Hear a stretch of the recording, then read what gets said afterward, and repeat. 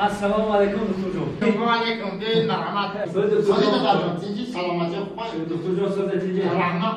یا دیش شکایت در پیش تون اومده. چی شکایت میشه؟ همین بهار در اومدنی رفیق دکتر. همین مازه گریخ. میگن که مازه این مایل همش شاو خومیرم. اولی شاو دکو. یا کنه پوچم را کشیدن سر بکرم میکشم میکشم پوچم. راگه میکشه کی؟ یکی پوچم این تله شما. با سبزی با تای بودون خیلی میکشم. رنگ میکشم. رنگی من. چخ بکنم. رنگی من. دکتر شما خیلی رنگی من. این شما رفیق دکتر. اینم شتمون. یعنی این گیردی نفعی کو. همین شاو بشم. خوزما کدام بخزم.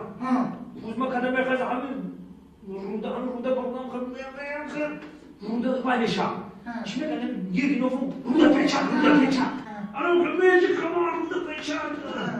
میشه رونده پیچم جیگ میکنم.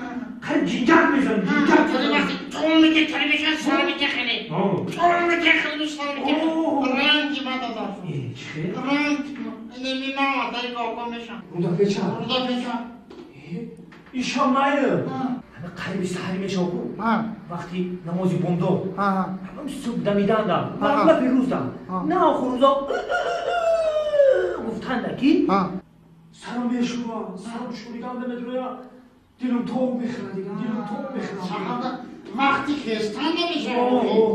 دیدی این آیت حالیش کم طرفات داشتن. اشوش خیلی نشه. وقتی من خون میخزم سلام تو میخواد دیلم بشورا. الان خیلی سلام تو میخواد دیلم بشورا. رنگی من خدا دارم. لبی خیلی من ختم خیلی بده. شما چه دکتری من نفهمیدم رفت دکتر. شما چیزی بگم رنگی من. یه من میرم من رفتم. کجا میری تو دارم؟